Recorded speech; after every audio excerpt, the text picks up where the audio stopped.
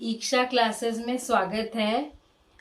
आज हम रचना के आधार पर शब्दों के भेद पढ़ेंगे, जो बहुत ही महत्वपूर्ण टॉपिक है, जो बहुत सी क्लासेस में 6, 7, 8, 9, 10 बहुत से कॉम्पिटिशन्स में पूछा जाते हैं इसमें से प्रश्न।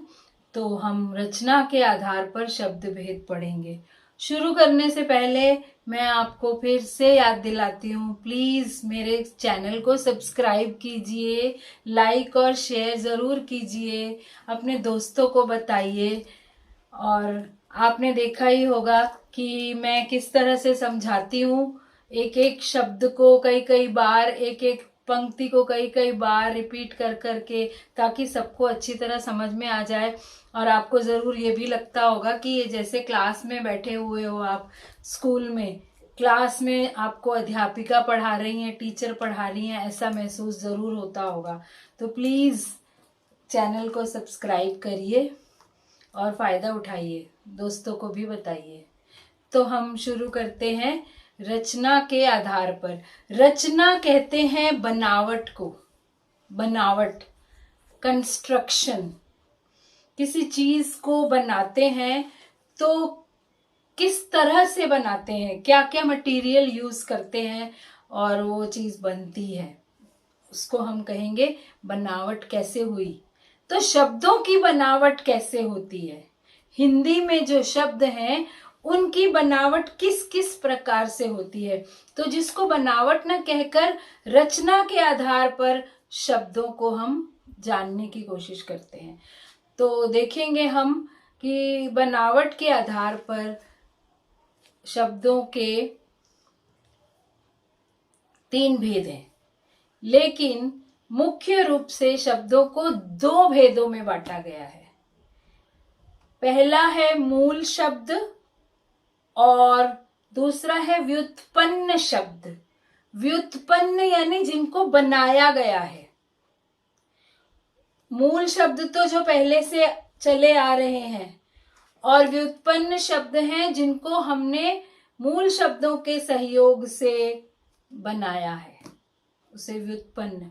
आजकल पुस्तकों में बड़ी आसानी से 3 भेद लिखे होते हैं, लेकिन हमने जब पढ़ा था तो हमें इतनी अच्छी तरह समझाया गया था कि व्युत्पन्न शब्द 2 प्रकार के होते हैं, यौगिक और योग रूढ़। तो तीन प्रकार के शब्द हुए, मूल या रूढ़ शब्द, यौगिक शब्द और योग रूढ़ शब्द। यहाँ पर ये लिखे हुए हैं, ये तो आपको कहीं भी इस तरह से बुक, किसी भी किताब में आपको ये शब्द मिल जाएंगे। तो रूढ़ या मूल शब्द, यौगिक शब्द, योग रूढ़ शब्द। देखिए मैंने 2 भागों में बांटा है, रूढ़ या मूल शब्द, दूसरे है व्युत्पन्न शब्द जो बनाए जाते हैं। व्युत्पन्न यानी बनाए गए। तो व्युत्पन्न शब्दों में 2 भेद हैं, यौगिक और योग रूढ़। तो आप अगर ये भी लिखते हो कि 3 प्रकार के शब्द हैं, रूढ़, यौगिक, योग रूढ़, तो भी सही है। अगर आप लिखते हो मूल, व्युत्पन्न, और व्युत्पन्न के अंतर्गत 2 प्रकार के हैं, यौगिक और योग रूढ़, तो भी सही है। तो अब हम देखेंगे कि मूल शब्द क्या है। मूल शब्दों को रूढ़ शब्द भी कहते हैं, गलत कोई नहीं है, लेकिन हमारे अधिकतर पुस्तकों में रूढ़ शब्द का ही प्रयोग किया गया है। तो समझाने के लिए मूल शब्द का मैं प्रयोग कर रही हूं। मूल कहते हैं जो जड़ से आया है, मूल यानी जड़, मुख्य।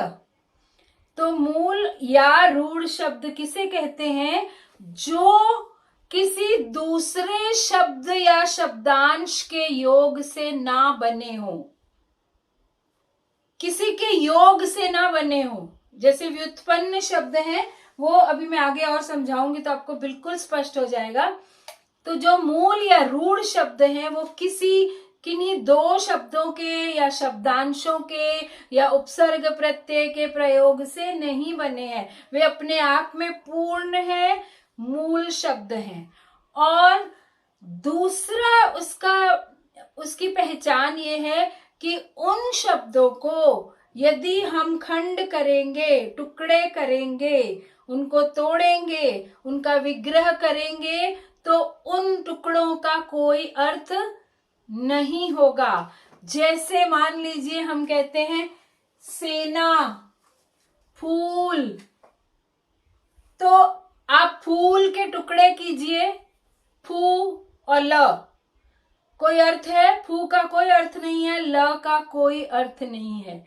इसी तरह अगर हमने कुर्सी शब्द यूज किया है, कुर्सी, तो कुर्सी के टुकड़े कीजिए, कु र सी, इनका कोई अर्थ नहीं है, लेकिन ये अपने आप में पूरे अर्थ देने वाले शब्द हैं। सेना, फूल, कुर्सी। सेना का अर्थ जानते हो, सेना जो आर्मी होती है, जो लड़ती है, बॉर्डर पे जाकर युद्ध करती है।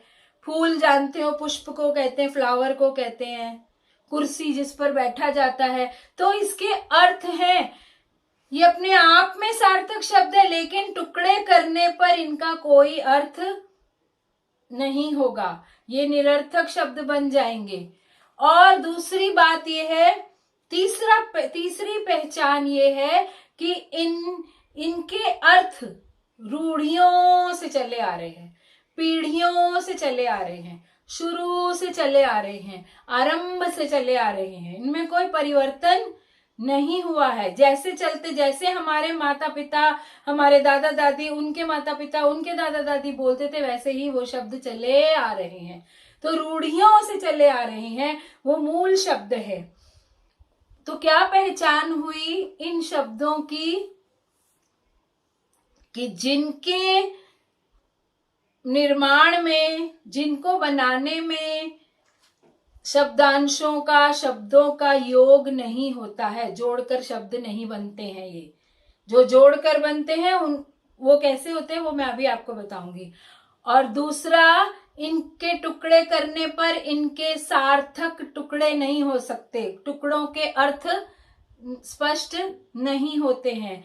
और तीसरा, इनके अर्थ रूढ़ियों से चले आ रहे हैं, एज इट इज।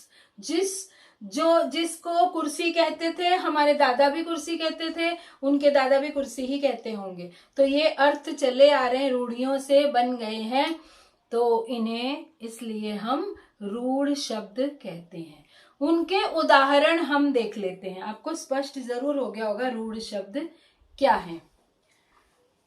नाक, कान, पीला, झट, पर, दिन, घर, किताब, मुंह, शंख, गेंद, ये ऐसे शब्द हैं जिनका अर्थ हम सबको पता है, क्योंकि इनका अर्थ रूढ़ियों से वही चला आ रहा है। इनको तोड़ेंगे तो कोई अर्थ नहीं स्पष्ट होगा।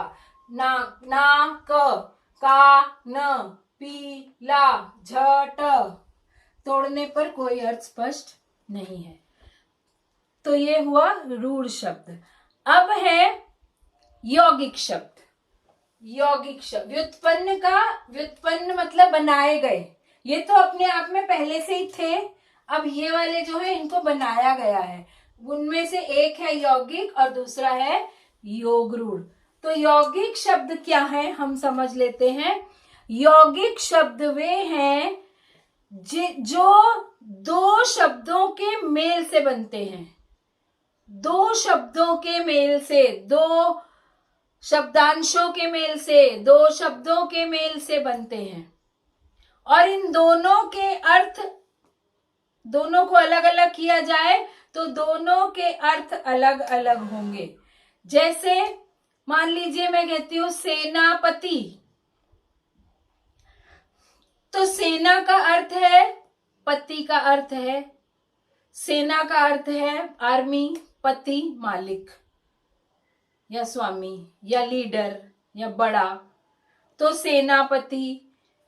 और इसी तरह आप देखिए यौगिक शब्द में या तो एक शब्द होगा, दूसरा शब्दांश होगा। शब्दांश यानी उपसर्ग या प्रत्यय।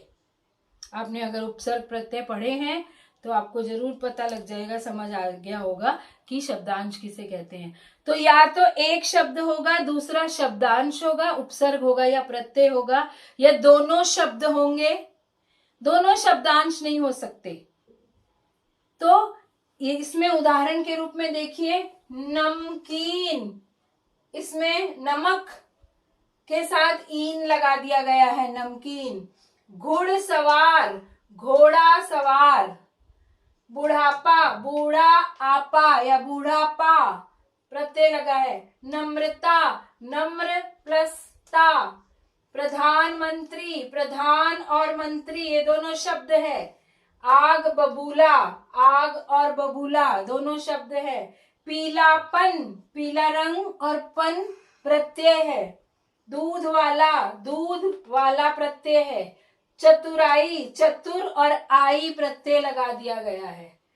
तो आपने देखा कि ये यौगिक शब्द जो हैं ये दो शब्दों के योग से बनते हैं, और इनको जब हम खंड करेंगे तो उनका अर्थ जरूर निकलेगा, सार्थक होगा।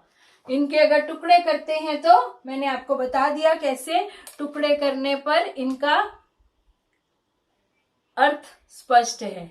जैसे मान लीजिए हमने कहा अनुशासन, अनु उपसर्ग है और शासन, शासन राज्य, शासन चलाना। फिर अगर हम कहते हैं पुस्तकालय, पुस्तक आलय, पुस्तक का अर्थ जानते हो, आलय यानी घर, पुस्तक आलय। तो या तो शब्द शब्द का मेल होगा या शब्द और शब्दांश का मेल होगा। तो यौगिक शब्द आपको स्पष्ट हो गए। और ये यौगिक शब्द जो हैं ये क्या कैसे बनते हैं? रूढ़ शब्दों के योग से। इनमें जो भी दो शब्द होंगे, जो दो शब्दों के योग से बने होंगे, जैसे इसमें ये आग बबूला, प्रधानमंत्री, प्रधानमंत्री क्या है? प्रधान एक शब्द है, मंत्री एक शब्द है। मंत्री रूढ़ शब्द है, प्रधान रूढ़ शब्द है। दो रूढ़ शब्द मिलकर यौगिक शब्द बन गए। आग बबूला, आग एक शब्द है, बबूला जो आग में भभक उठता है, जल उठता है, तो बबूला और आग दो शब्द हैं और ये मिलकर यौगिक शब्द बन गए। तो यौगिक शब्द क्या है? जो दो शब्दों के मेल से या एक शब्द और एक शब्दांश के मेल से, एक शब्दांश या एक शब्द के मेल से, शब्दांश चाहे पहले आए चाहे बाद में आए, उपसर्ग लगे या प्रत्यय लगे, यौगिक शब्द बन जाते हैं। और ये जो दो शब्दों के मेल से बनते हैं ये दोनों रूढ़ शब्दों के मेल से बनते हैं। तो आपको स्पष्ट हो गया होगा। अब हम करेंगे योग रूढ़। अब देखिए, योग रूढ़ की पहचान ये है कि ये यौगिक शब्द ही होते हैं। ये दो शब्दों को जोड़कर ही बनते हैं यौगिक शब्दों की तरह, लेकिन ये उसका अर्थ जो होता है वो यौगिक शब्द का, वो अर्थ सामान्य अर्थ ना होकर कोई विशेष अर्थ होता है, कोई तीसरा ही अर्थ होता है। जैसे आपने बहुब्रीहि समास देखा होगा, अगर आपने समास पढ़े हैं, अगर आपने नहीं पढ़े तो बहुब्रीहि समास मेरे वीडियो में देख लीजिए, आपको स्पष्ट हो जाएगा। और वैसे भी समास तो पढ़ना ही होगा आपको। तो जिन यौगिक शब्दों का एक अर्थ फिक्स हो गया है, रूढ़ हो गया है, बना लिया गया है, उसका सामान्य अर्थ नहीं है, ये मैं अभी आपको समझाती हूँ। तो ये अपने सामान्य अर्थ को छोड़कर किसी परंपरा से विशेष अर्थ का परिचय देता है। ये माइथोलॉजी के बहुत से शब्द ऐसे मिलते हैं। जैसे जैसे उदाहरण के लिए हम कहें लंबोदर। अब इसमें दो शब्द जुड़े हुए हैं, लंबा, उदर। उदर मतलब पेट, लंबा बड़ा। तो बड़ा पेट अगर हम कहते हैं तो किसी का भी हो सकता है बड़ा पेट, तो कोई भी मोटे व्यक्ति का पेट बड़ा हो सकता है, लंबा हो सकता है। लेकिन ये केवल लंबोदर शब्द केवल गणेश जी के लिए यूज होता है, केवल गणपति के लिए ही प्रयोग होता है, और कि हरे किसी मोटे आदमी को लंबोदर नहीं कहेंगे। लंबोदर जब हम आरती गाते हैं, पूजा करते हैं, तब उन्हें लंबोदर भी कहते हैं। तो इसी तरह पीतांबर, पीतांबर पीले कपड़े तो कोई भी पहन सकता है, पीली साड़ी पहन सकते हैं, पीले वस्त्र पहन सकते हैं, पीले कुर्ते लोग पहनते हैं, तो सबको हम पीतांबर नहीं कहेंगे। पीतांबर केवल कृष्ण जी को, विष्णु जी को ही कहेंगे, क्योंकि ये अर्थ फिक्स हो चुका है। फिर चक्रपाणी, चक्र पाणी यानी हाथ, तो ये ये पीतांबर में पीला अंबर, दो शब्द हैं, दो रूढ़ शब्दों का प्रयोग हुआ है, लेकिन अर्थ कुछ और ही है, फिक्स हो गया। पीतांबर के लिए एक ही अर्थ परंपरा से चला आ रहा है और दूसरा अर्थ कुछ नहीं है। चक्रपाणी, जिसके हाथ में चक्र है, चक्र और पाणी यानी हाथ, तो ये यौगिक शब्द है, लेकिन अर्थ क्या है? विष्णु के हाथ में चक्र है। हम भी कोई चक्र उठा लें ये ऐसे ही, तो हमारा नाम चक्रपाणी नहीं हो जाएगा। चक्रपाणी केवल विष्णु को ही कहते हैं। जलज, जल में उत्पन्न होने वाला, जल अज उत्पन्न होने वाला, जल का अर्थ है पानी, ज उत्पन्न होना। तो जल में उत्पन्न बहुत सी चीजें होती हैं, मछलियां होती हैं और कई जल में तैरने वाले जीव होते हैं, सीप होती है जल में, लेकिन जलज शब्द केवल कमल के लिए यूज होता है, केवल कमल। तो है तो ये भी यौगिक शब्द, लेकिन इसका अर्थ यहाँ पर कमल के लिए प्रयोग होगा। पंकज, ऐसे पंख का अर्थ है कीचड़, कीचड़ जिसमें थोड़ा बहुत पानी हो, और ज उत्पन्न होना, तो कीचड़ में उत्पन्न होने वाली बहुत सी चीजें हैं, केंचुए, छोटे छोटे कीड़े मकोड़े कई होते हैं, लेकिन कई फूल भी होते होंगे, काई भी होती है, लेकिन केवल कमल के लिए जलज शब्द प्रयोग होता है। महादेव, अब देवता तो कई महान हैं, सभी देवता महान हैं, महान देव, देवता बहुत महान है, सारे ही देवता महान है, लेकिन महादेव किसके लिए प्रयोग होता है? शिव जी के लिए, केवल शिव जी के लिए महादेव प्रयोग होता है। इसी तरह महात्मा, अब आत्माएं तो कई महान होंगी, लेकिन जैसे ही महात्मा नाम आता है हमें गांधी जी याद आ जाते हैं। महात्मा गांधी, महात्मा बापू महात्मा, तो केवल महात्मा, आत्माएं कई होंगी महान, लेकिन यहाँ महात्मा जहाँ आता है वहां गांधी जी के लिए महात्मा शब्द का प्रयोग होता है। फिर है नीलकंठ, नीला कंठ, दो रूढ़ शब्द आ गए, नीला और कंठ, कंठ यानी गला, ये दोनों मिलकर यौगिक शब्द बन गए, यौगिक बनकर रूढ़ शब्द यौगिक बने, यौगिक से फिर तीसरा अर्थ आ गया तो योग रूढ़ बन गया। बस इस तरह याद रख लीजिए। तो योग रूढ़ का, नीलकंठ का अर्थ क्या है? नीले गले वाले कौन थे? शिव जी। अगर मैं यहाँ नीला रंग लगा लूं गले में, तो मैं कहूं मेरा कंठ नीला है, मैं शिव जी नहीं बन जाऊंगी, या आप ऐसा कुछ करें तो आप शिव जी नहीं बन जाएंगे। नीलकंठ तो शिव जी को ही कहते हैं, और मयूर को, मोर को भी कहते हैं नीलकंठ। मोर का भी गला नीला होता है, तो केवल इनके लिए ही नीलकंठ फिक्स हो गया है, रूढ़ हो गया है, परंपरा से चला आ रहा है, इसको बदल नहीं सकते हम। तो इस प्रकार आपने देखा रूढ़, यौगिक और योग रूढ़, ये 3 प्रकार के शब्द बनावट के अनुसार होते हैं। तो अगर कोई आपको पूछे कि रचना या बनावट के अनुसार, कंस्ट्रक्शन के अनुसार शब्दों के कितने भेद हैं, तो आपको पता होना चाहिए। एक है रूढ़ शब्द, मूल शब्द जो होते हैं, और दूसरे हैं व्युत्पन्न यानी बने हुए, व्युत्पन्न में यौगिक और योग रूढ़ शब्द हैं। आपको मैंने अच्छी तरह समझा दिया।